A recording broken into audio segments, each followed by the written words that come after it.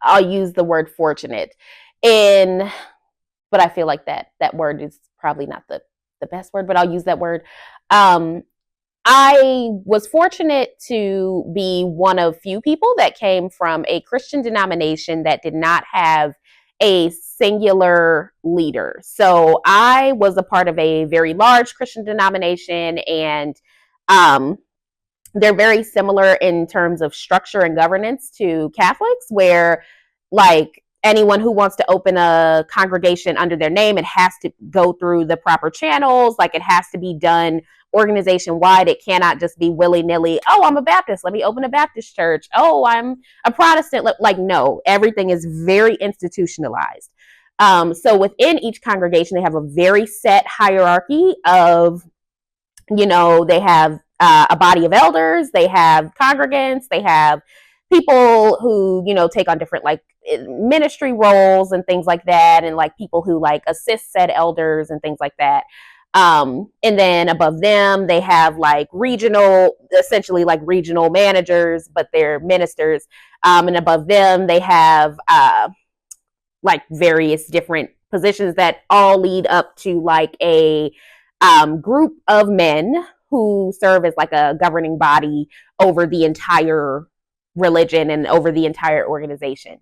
So I think that there are a lot of benefits that come in that, which is why I use the word fortunate, because with it being multiple people in leadership at so many levels in an organization, I think that is a little bit more equitable than if it's just one person, like one set pastor, preacher, priest, whoever. Like I think that's a lot more equitable. However, I use that word loosely because there was only so much they could do, because it was so institutionalized and so heavily monitored and restricted by the org as a whole and by the lead governing bodies. Like there was only so much freedom they had at the congregational level. With that being said, it really depends on the congregation you go to, like what level of dedication to non-proselytizing community work that the leaders and elders had. You had some people who all they did was ministry and that was their only focus. And then you had other elders or like lead ministers or whatever who would also volunteer in the community and would also give large donations to different charities and things like that. So it really just depended on the individual person. But as an organization, their only focus is ministry. Like the higher ups, the governing body, they're not sending any money to Africa to stop, hunger and starvation. They're not donating money to public schools to promote education equity. In fact, they actually, as an organization, are politically neutral, which is a whole nother thing. But they're like, as an organization, they are not really doing anything other than ministry to help the communities.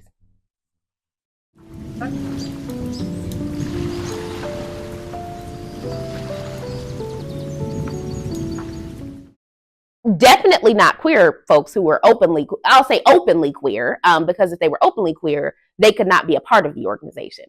But women, like I touched on before, they were technically leadership roles, but in word, not deed.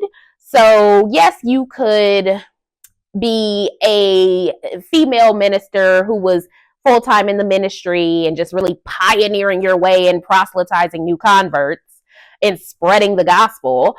But like, no, you could never have any actual say so over any executive matters within the congregation, let alone the organization as a whole. You definitely weren't moving up in any type of rank in the organization outside of just your one individual congregation, unless you were married to someone who had that kind of role. And if you were married to someone who had that kind of role, kind of as a default, you would have some level of influence through your husband, because oftentimes husbands talk to their wives about their work and things like that. But like a direct leadership role that has executive power, absolutely not. For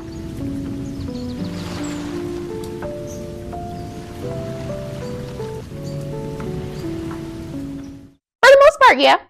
I will say that they had such a strict oversight, almost to the the point, or not even almost really, in a lot of cases, to the point where it was really overstepping people's right to privacy.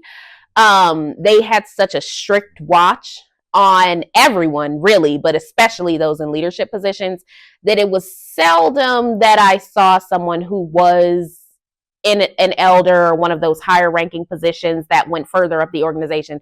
It was very seldom that I saw someone that just like blatantly did not embody their characteristics.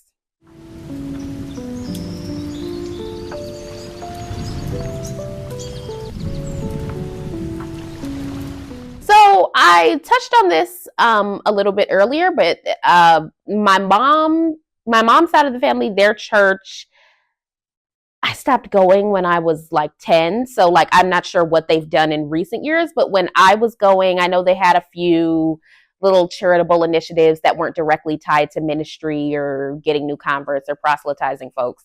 But like it wasn't that much. And then my dad's side of the family, their religion that I left more recently in adulthood, they did not do anything. Honestly, they didn't do anything. Like as an organization, like I say, on an individual level, of course, you had folks who had different levels of community involvement, but as an organization, they did not donate any funds, donate any hours, like put out any initiatives to help the community outside of just their ministry.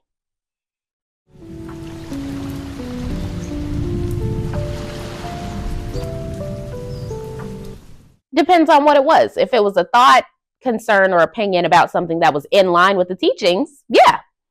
Or even if it was something that was maybe a bit of a gray area, yeah, I was considered one of the more outspoken ones, generally.